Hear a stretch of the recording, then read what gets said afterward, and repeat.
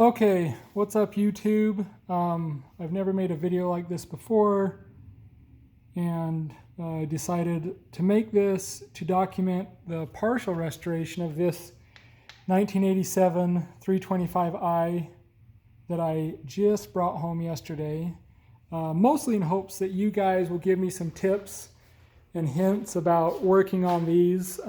This car is really clean for the year. For an E30, it's a really clean car. I've wanted an E30 for a long time, found this one, thought the price was right. I specifically wanted a convertible. I love the white with the beige interior, so I went for it. I found this in Salt Lake City, Utah yesterday. I drove it home to Las Vegas yesterday, and it drove like a champ. So, no complaints. As you can see, it's just really clean. The body, as far as I can tell, or have looked, all the panels are original. It has a clean title. I've got the title. So, yeah. It's got the diving board bumpers. I plan to tuck those. The trunk still locks. The glove compartment still locks. It does have the original spare in here. It's got the original toolkit.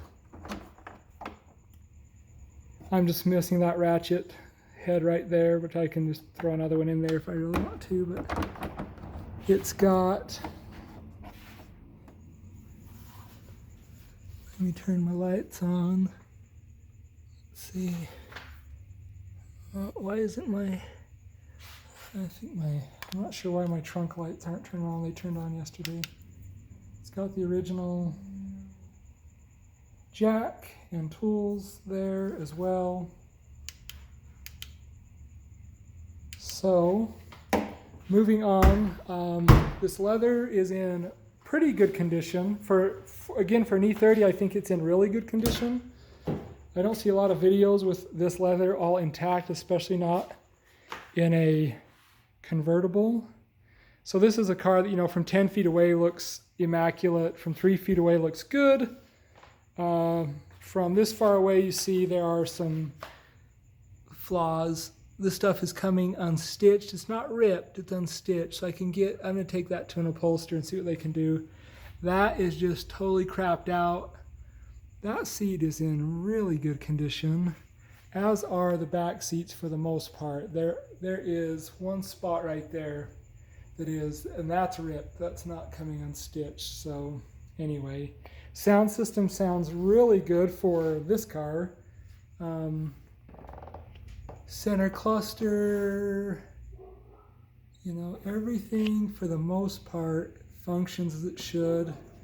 Let me get in and I'll turn it on, let it run, and talk about some of the things now that don't work. So the antenna doesn't work. The steering wheel, this is the top of the steering wheel. It's chewed up. The rest of the steering wheel is good. The horn works. I'm not going to honk it. It's too loud. Let's turn this on. We'll see a couple things that I need to fix. So it turns on. We get a check for coolant. And I get the light beeping at me. I hit the button. The light goes away. So that, I'm hoping, is the coolant sensor. I pulled that today. It looked like crap. I've got another one on order. One other thing in here, a couple other things in here. So the brake lining, once in a while when I'm driving, I've only had this for 24 hours. So the previous owner told me that will flicker inexplicably, and it does. It flickers and then just goes back off. I'll have to check those sensors on the brake pads and make sure everything looks good, maybe replace some of them and see what happens. This, you can see, is lit. It's not backlit. It works, but it's not backlit. So at night it's impossible to see. The tape player, this is my favorite part about this car. or these cars, the tape player. I absolutely love it. I love that the little emblem's still showing. It works like a champ. I listened to it the whole way home, borrowed some tapes from a friend. The AC does not seem to be working, and I think this is why this guy was willing to part with this car for less than half of what I thought he should sell it for. So when I turn the AC on, you can hear the engine revs up a bit. The wheels are spinning, everything seems to be working, but the cold air, I don't think it's doing anything. And I don't know if it needs to be recharged or if it doesn't work, but either way, I'll open the hood.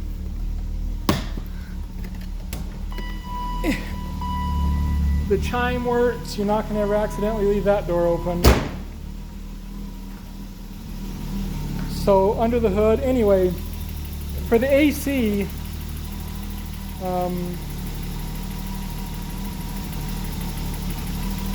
I think there's a leak, and I'm out of luck anyways, because the R12 or the R14 or whatever it is, I'm out of luck. So I either need to replace the AC system or I need to retrofit to convert over to the R134, if that's what it's called. So you can see the engine bay is pretty clean.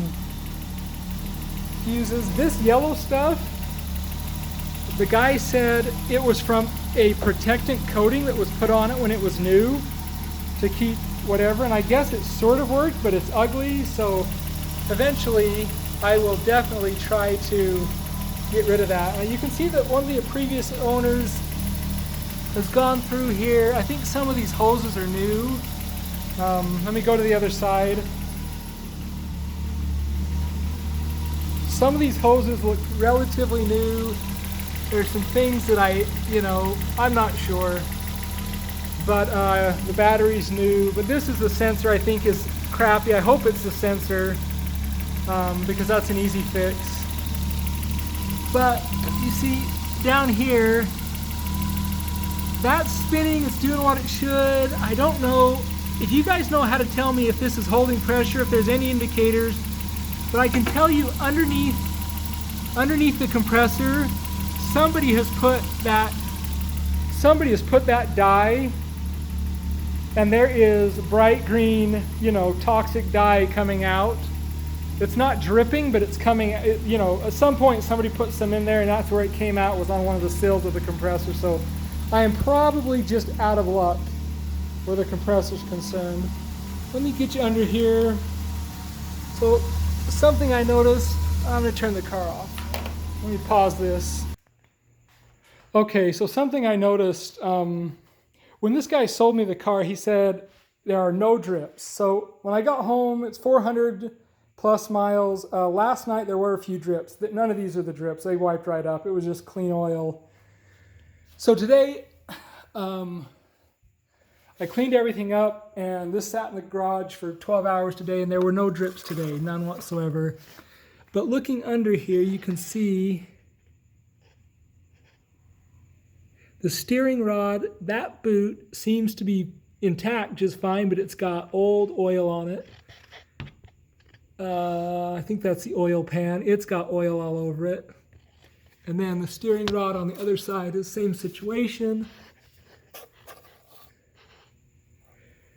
But they're intact. They don't seem to be ripped. I don't see anything. You can see my brake. You can't see because I can't get under there. But you can see the wires are all intact for my different sensors up there in the tire with the brakes. But you see that everything's kind of covered in oil, a light coating of oil with lots of, just grease and oil mud, so lots of oil. And I don't know, so there you can see, there's the green stuff underside of that compressor. So I don't know if I can pull that. I don't know. If I can salvage that compressor, then switching over the AC is going to be a lot easier. If I can't, I'm going to have to buy a new compressor, then switch it over, or have somebody switch it over. I don't know. I need to find a good tutorial on that. So there's I think the muffler, everything with a muffler from front to back looks good. I don't see any rust. I don't see any rust whatsoever on this vehicle, which as I understand, that's a very good thing. So zero rust that I have found. I believe, let me get under the back here, show you the, so these boots all seem to be intact and in good shape. So, I mean, overall, no drips from the differential back here. It's probably not the differential, whatever it's called. But yeah, so I am an amateur. I'm not trying to be an all-star. I'm just very interested in these cars. So there you go. Looking back at these, I mean, everything seems to be pretty much in place. I'm sure I'm missing a couple things, but so there you go. So my plan initially is to fix the antenna, fix the OBD readout display, and to change out that AC button and the air circulation button just because they're ugly. I'm going to, I don't know what's going on with the air filter. I'm going to pull that tomorrow. I've got an air filter. Oh, this is the one other issue I saw with the engine. This is cracked, but I think it's just cracked. Either way, I have a new one ordered. It will be here tomorrow. So I'll replace this, and then I don't know. I'm kind of hoping the air filter is really dirty because I don't love the way that it idles, and it felt a little bit sluggish, but it's probably just for low horsepower. But none of this stuff up here, no leaks around.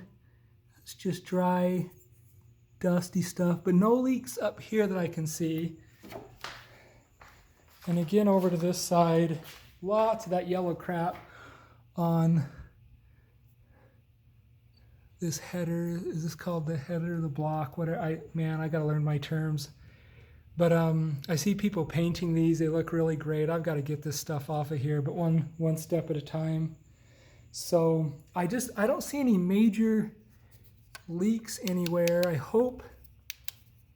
What I think the reality is, I'm going to be out of luck with my AC. I think that's why this dude was selling this car so cheap. I'm not going to say what I bought it for because maybe someday I'll sell it and then somebody's going to say, I'm not giving you that. But I think I still got a really, really good deal on this. If nothing else, based on how strong the engine runs, no rust, and how clean the body is and the interior. So, several things to fix right away. And anyway, so I'd love to hear your feedback, especially on that AC, what my options are. Something else, I talked to a Euro shop today, one here in Vegas, and he suggested if I don't know if the timing belt's been changed, I should change the timing belt. And that's something I can do. That's probably right at the absolute limit of my pay grade. I could do that. It's just going to take some time. So I'm going to do all this other small stuff first and then move on. So, all right. Thanks, guys. Talk to you later.